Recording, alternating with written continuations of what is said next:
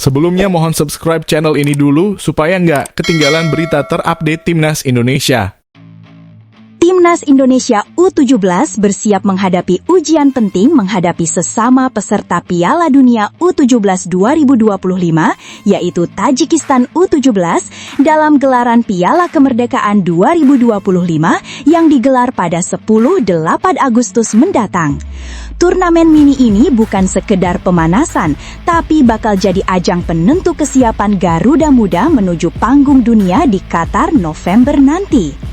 Laga melawan Tajikistan U17 menjadi salah satu duel yang paling dinanti.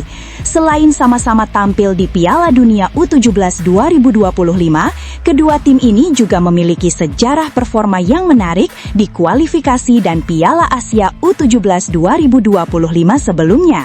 Siapa yang lebih siap? Siapa yang lebih tajam? Jawabannya bakal terlihat di lapangan Stadion Teladan, Medan. Meski berasal dari Asia Tengah, Tajikistan U17 bukan tim yang bisa dianggap remeh.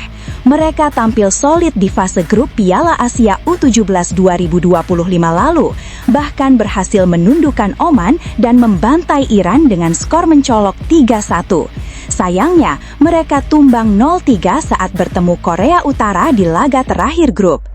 Timnas Indonesia U17 sendiri punya catatan grup yang lebih meyakinkan.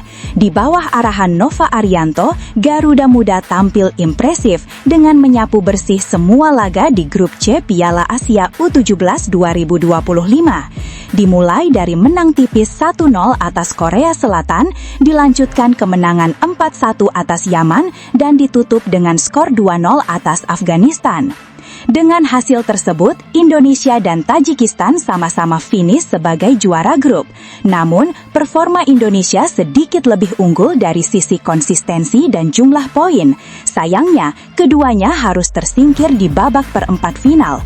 Indonesia dibantai Korea Utara 0-6, sementara Tajikistan kalah adu penalti dari Korea Selatan setelah bermain imbang selama waktu normal.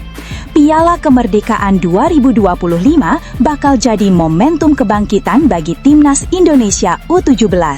Laga melawan Tajikistan akan jadi bahan evaluasi krusial, apalagi Garuda Muda akan bermain di depan pendukung sendiri di Medan, yang dikenal sebagai salah satu kota dengan basis supporter sepak bola fanatik di tanah air.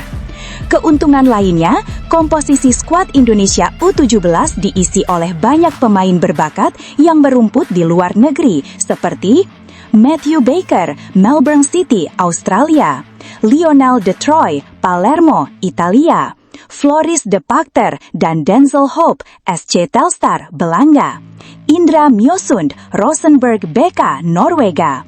Nama-nama tersebut bukan hanya memberi kualitas, tapi juga pengalaman bermain di level kompetitif yang lebih tinggi.